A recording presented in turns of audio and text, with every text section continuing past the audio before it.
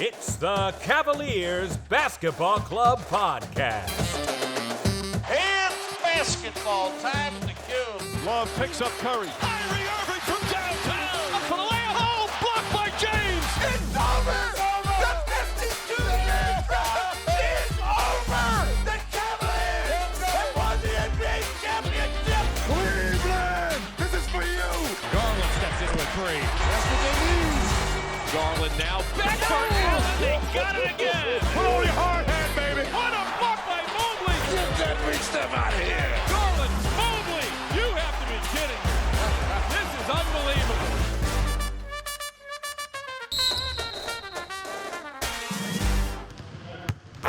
The Shoot Around. Welcome back to the club. We have an exciting episode for you all. It's our very first interview on the podcast. Our guest is FeartheSword writer Jackson Flickinger. Jackson is one hell of a writer and has an impressive understanding of the game. We're lucky to have him on the show. Before we bring on Jackson, we wanted to take a moment and thank all of our subscribers. Here at the Cavaliers Basketball Club podcast, we've been humbled in seeing our viewership grow, and we want all of you to know that we have big plans moving forward. Our interview today is an example of what we're hoping to start offering more consistently on the pod. Well, as we said, we get to do our very first interview today on the podcast with Jackson. In a moment, he's going to join us. We hope everybody enjoys this conversation we're going to have. In the future, we hope to have an opportunity to talk with people who cover the Cavs and are just as passionate fans as we are. We hope you enjoy it. Yeah, Jackson's, as we mentioned, is a heck of a writer. He's a fun follow on Twitter as well, and just really knows the team. As we said, we've got an interview today. We're super excited to have Jackson on. We're hoping it goes really well. Glad to be here. Can't wait for the season to start and can't wait to talk some Cavs. Yeah, it's an exciting time for sure.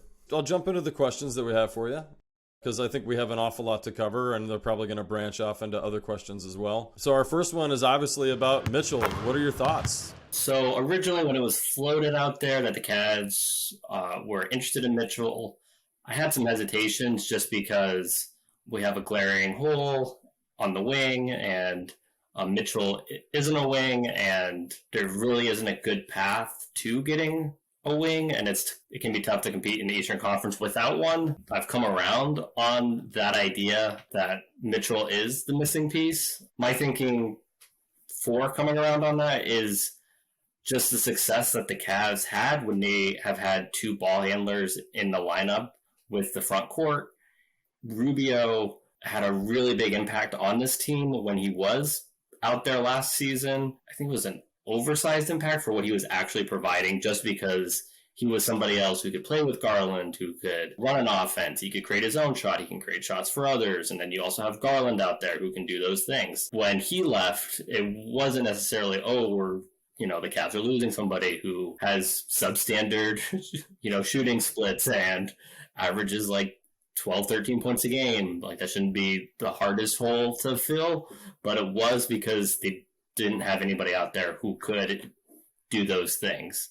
Mitchell's not setting up an offense like Rubio is, but he's creating his own shots. He's putting pressure on the defense. He's getting into the paint. He's collapsing the defense. He's able to kick it out to teammates. He's able to take pressure off Garland. He's able to do a lot of the things that I believe made the Rubio and Garland pairing work out so well. You have two high engines on offense that can take over the game offensively in transition and in half court. You have those two guys, and then you pair them with two backline defenders like Allen and Mobley. Well, if you have that, does it matter as much?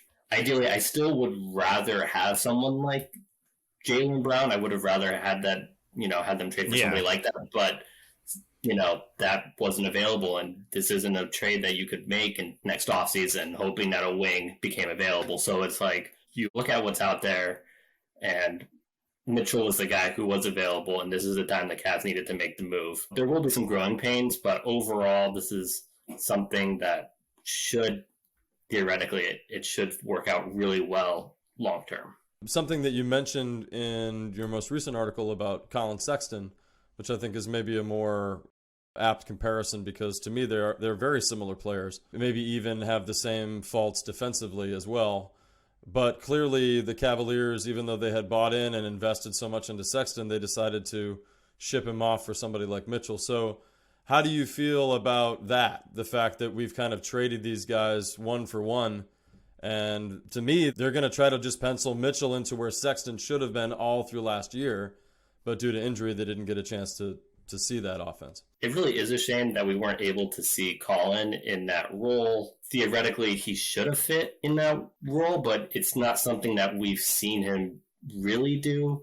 And, by the same token, it's not something that we've seen, like we haven't seen Mitchell kind of take an off-ball role, but I don't think Mitchell is going to be taking that off-ball role when you have somebody who is as dynamic of a scorer as Mitchell is and as high volume of a scorer as Mitchell is. You're not really going to move him off-ball. I really like Sexton. I think that he is a great scorer, but what he does best doesn't always translate to the most offensive success. He's someone who has made great strides in his three-point shooting ability, but he's not somebody who is stretching defenses by pulling up off the dribble 2-3 feet behind the line. He's someone who does his best when he's getting downhill, getting to the basket. As we've kind of seen, because he's not like the best passer, he hasn't shown that he can take that skill and use that to break a defense, kick it out, run an offense really smoothly.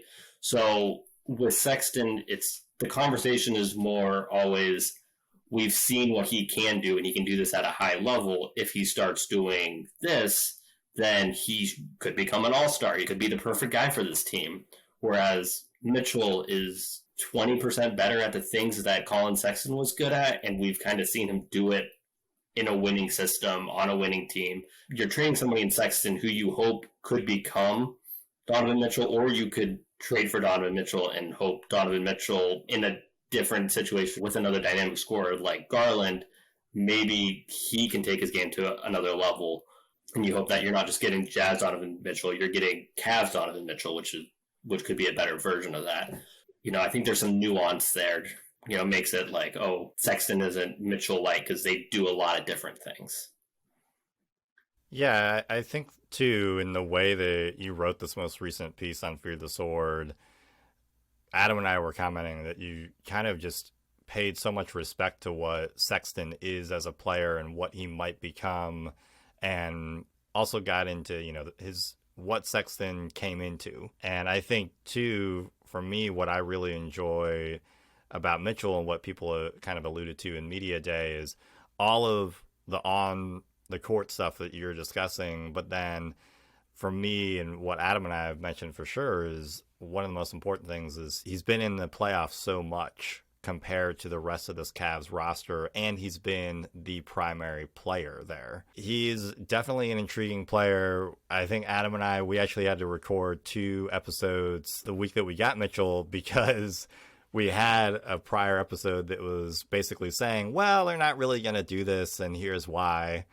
And then what was the next day, Adam? That was like, oh, they did this, and here's why. The day we dropped the episode, yeah. That's how Kobe likes to do things, though. He never actually lets you know beforehand. Yeah.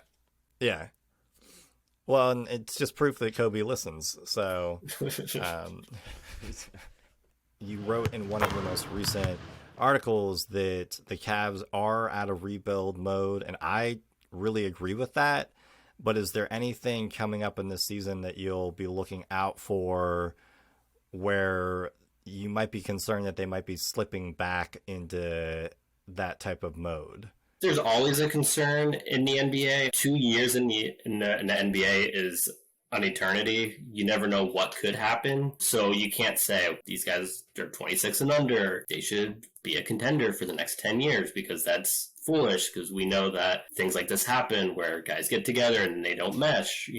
Somebody wants out, somebody gets hurt. You never really know what is going to happen. I would say the Cavs for the next 2 or 3 years, they're going to be committed to this core.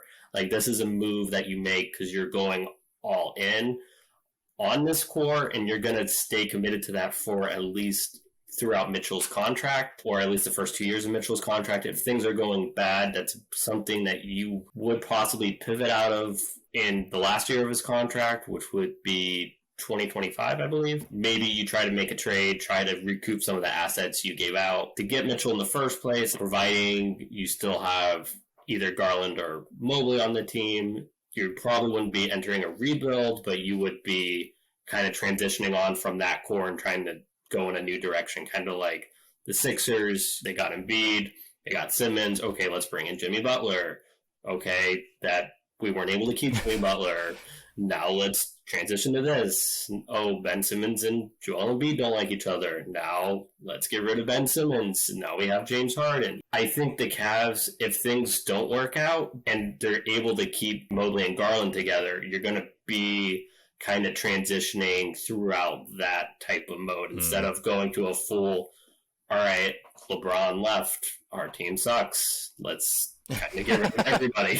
Like they shouldn't be in that position again for as long as Mobley and Garland want to be here. They shouldn't be in that position. But again, in the NBA, you never know what's going to happen. So you can't say, well, they should be good for the next 5 years, should be good for the next 7 years. It's like, you just don't know. That's kind of the way it could go wrong, and that's how you would get into a full rebuild mode. So I don't see that happening in the next few years, but you never know with this team and the NBA in general. I wrote that question kind of in a way from the perspective that you kind of just hit on, which is something that Cavs fans are going to need to get used to, which is LeBron isn't here. And so I'm still dealing, I think, a little bit, what you touched on was the aftershock of a non-LeBron team. Well, that means that at a drop of a hat, if this player is gone, we suck.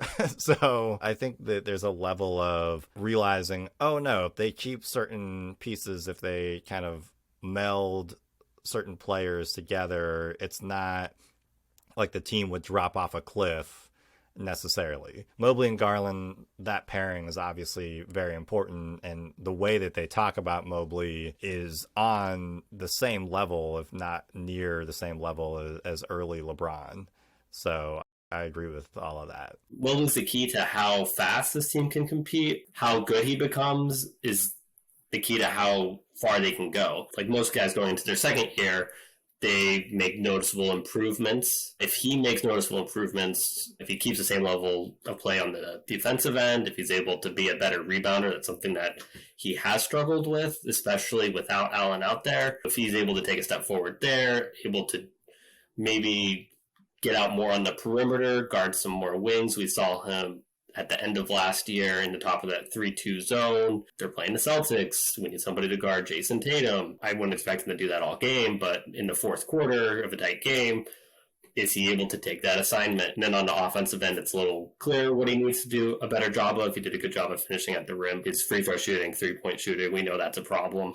No, you're generally not going to just go from as bad of a shooter as he was to a great shooter in 1 year. So that wouldn't be what I would think is going to improve drastically, but if he could do better in the in-between game, working in the high post, he was a good playmaker in the high post, wasn't really a good scorer.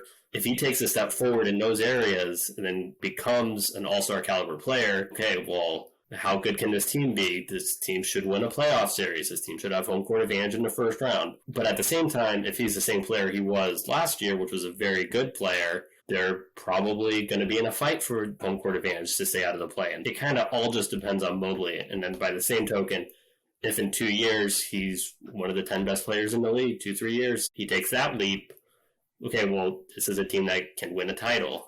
If he doesn't, then it's probably just a very good team, which would be welcome in Cleveland, because it's nice to watch a really good team on a daily basis. It really does all hinge on Mobley, in my opinion, but if you're going to have it hinge on somebody, I bet on Mobley's upside. With a week of practice under their belts, what have the players been saying in their post-workout interviews that has you the most excited? So I'm really excited about how enthusiastic everybody is. I think that Garland is in a great headspace. Mitchell, Mobley, everybody understands that this team is young and needs to still prove a lot, but they're all getting along really well. They're all meshing. and they all kind of say the same things in a positive way that builds on what others say in the organization. What JB is laying out in his interviews is being discussed in the players' interviews as well. So I was really happy to see that they're all giving credit to each other, and even though they're super intense on the floor and trying to actually play really well and figure each other out on the floor and mesh, they're also getting along outside of the court. And that's really important. That chemistry is still intact. Something you and I have discussed a lot is, especially around the rumor of Mitchell being brought in, is would the chemistry still be the same? And so you're bringing in a guy who is arguably a top 20 player in the NBA, and there are fears of that. And it sounds like people really aren't skipping a beat. Now, that could change when the season is in full swing, but I'm just really happy that everybody seems to be on the same page and understands how they all want to have success here this season. Yeah, I agree. I think the enthusiasm is palpable. The fact that they all seem to really enjoy playing with each other. Yes, it's just practice. Right now it's a lot of fun because they're a hot button thing. They're a hot ticket item within the news. Everybody wants to cover them. And finally, the hard work, the time put in by the organization and by these players is being recognized. All because they added a piece. The fact that that player and even Robin Lopez and Neto and a few of these others, they're all kind of saying the same thing, which is, yeah, it's just fun. These guys all love to play together, and it's the right mentality here. The organization has created the correct culture for winning basketball to flourish. And I especially heard from Donovan Mitchell on 2 different occasions where he hit hard on the fact that the coaches are really putting in the hardest work over this last week and a half.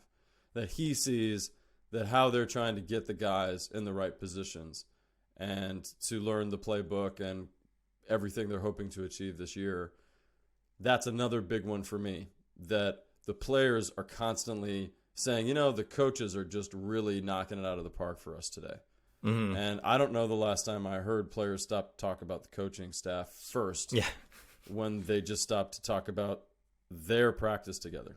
Speaking of the coaches, I also enjoyed that they are putting an impetus on conditioning and saying that they really want to use that as a weapon because of the youth of the squad. And they want to make sure that this team is able to stay in a good endurance level throughout the entire game and not drop off in the fourth quarter. That should be helpful for health as well, because usually when professional athletes, besides freak injuries, kind of like what happened to Rubio last season, usually there's a level of endurance in some of those issues or those injuries because their body's just tired, they're mentally tired, so they might not have the correct placement or the right follow-through during certain games, and so sometimes injuries kind of pop up because of that. So I was happy to hear that as well. And you saw kind of the genesis or the early days stages of them trying this concept of, yeah, you're a starter, but your starting minutes are going to be very small. We're going to keep you to a minimum as much as we can because not only are we trying to get you through the whole season and into hopefully the playoffs, but we also have a guy like Rubio on the bench or Love on the bench or any of these other players, LeVert now on the bench, that we need to get minutes in for them too. So I really like that way of playing. I'm excited for the Cavs for the fact that not every night do they have to meet their full minutes, that they've got to play a full 40. And I think you saw that in the beginning of the season before the injuries started piling up, that they were really able to manage minutes very well. So again, because of how deep we are as a team, barring massive injuries, we should see more of that this season.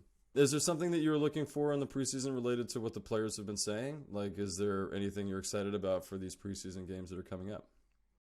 Well, I was excited to see what Evan Mobley was going to do offensively, but he, as we mentioned earlier, has an ankle injury. So I don't know how that'll shake out. I'm kind of excited to see where Jarrett Allen is in his offensive skill set. You and I talked about him in the last podcast about just how he approaches the game. He just is a player that seems like he's always trying to improve himself during the offseason, take stock to see how he fits on the team, how he fits on a roster, and wants to improve. And I think Allen, I'm really intrigued how he improves with his back to the basket. If his hook shot is a little bit better, maybe his mid-range is a little more consistent, because if he is able to just move up in like a 5% better offensive rating per se, I think that could unlock this team even more, because of the fact that you would have two bigs who not only are dangerous on the defense, but you can't overlook offensively. And you couldn't really even do that with Allen last year. But if he's able to kind of take advantage of that and be aggressive in that capacity, that's what I would be intrigued to see in the preseason. The final seconds. Watching NBA games is challenging due to blackouts. Cavs season ticket holders will now be given Bally Sports Plus for free. Does this do anything? Yeah, I don't think this does much, if anything. I think that Bally Sports should have contracts with YouTube and Fubo and other carriers, because most other sports leagues and sports companies like this that show games should have these contracts. You had shared an article with me that talked about how Sinclair Media was not able to actually have any of these contracts set up because they had disagreements on payment. Well, come on. We know you're making a lot of money on this. Fans are owed some level of appreciation by getting good access to watching the games. And I just am tired of the fact that it's so difficult to watch NBA games and my favorite team because of a CEO is upset with how much money a CEO is getting. Come on. I totally agree, especially this concept that you turn on your television or you go to stream the game for the team that you live locally by, and you can't watch the game. That it's forcing you out of your house. And we just went through a pandemic where you couldn't even leave your home, and now we're being forced out of our homes to go watch a game. For me, I have some issues with some of the class problems that we have in America, and without getting into politics here, because we try not to do that on this podcast, I just kind of felt like, oh yeah, more of the same. Of course, the people that can afford season tickets are going to get Bally's Plus for free. Like, they already get to go to the games. They already are going to see a bunch of games this year. This doesn't help the problem, which is the people that don't have the money, don't have the means, that just need a more affordable, accessible option at home. Accessibility is the way to create your fan base for future generations. And children should be able to have easy access to these games. And children, first and foremost, are not going to the bars at night to catch this when it's a blackout. Mobley will be bringing the ball up the court and shooting from the perimeter this season. How will that change the Cavs' offense overall? It's going to be exciting. Number one, it's going to feel like Showtime Lakers or NBA Jam, or I don't know. The guy's a 7-footer that has the finesse and touch of a point guard. He clearly can dribble the ball better than any big I've really ever seen, especially at his age and the fact that he's just out of college. And the idea that they're already saying, oh yeah, Coach had me working on this. This is a major part of our game plan going into this coming season. They want to use me in this way. I know Jackson and others don't feel that there should be a big increase to his perimeter shot this year, but I think that the Cavs actually stressed to him over the offseason that they really wanted to see an improvement there. And when you think about a guy that only shoots about 60 to 80 threes in a year, which that's about what he did last year. Previous to that, he shot 40 in college, and he made 12 of them. So he doesn't take a lot anyway. He doesn't have a lot of experience of needing to take them. So just the fact that he's been working on his perimeter game and he already has the ball handling skills that we know he came in with, this is an exciting development that very similarly to what we've talked about in the past of how, jokingly but also seriously, this Cavs organization continues to do things that are akin to what we would have tried in 2K back in the day. Of like, hey, this guy has this ability, we should see if it works, whereas nobody used to give it a shot. And it's such an exciting time to live now in an NBA that can recognize a player like Mobley, that he really is a 1 through 5 superstar in the making. Oh, for sure. I think that it'll help solidify a little bit of his confidence. It'll help him gain more confidence, especially just bringing the ball up the floor, because we know he's a really good passer. That's what I'm most excited about. If his perimeter shot comes along and it is much more solid and timely compared to last season, that is, to me, icing on the cake. I believe that he will become a good perimeter shooter, but I think bringing the ball up the floor and utilizing his already great passing, that will make the defense just be a little off kilter against the Cavs. So I think that Mobley will be able to utilize that off kilterness and actually attack the team in a new look and a new way that is fun and exciting. It's a lot of fun just to see all the elements of the game that Mobley is just going to keep unlocking. He's like an RPG character. Apparently, the Cavs are interested in acquiring Jae Crowder from the Phoenix Suns. Thoughts on this idea? Well, you would think that I would learn my lesson from the whole Donovan Mitchell scenario, where I kind of was not too keen on getting Mitchell. And I would say, hey, I'm welcome to this. I am completely anti getting Jae Crowder. I know that he did not play well for the Cavs when he was here for, I think, 4 games when he was playing with LeBron. Basically, it looked like he was here for 4 games. He didn't make an impact at all. I think that he plays on a really, really, really good Suns team that has fantastic defenders around him that make him look like a better defender. Historically, he's a solid defender, but he's not a lockdown defender anymore. And I believe he also played power forward more for the Suns than small forward. So that doesn't help the Cavs at all because they need a 3. They don't need a 4. And if he is playing 4 for the Suns, that means he doesn't have enough speed to stay in front of 3s. So that's another glaring issue that I have.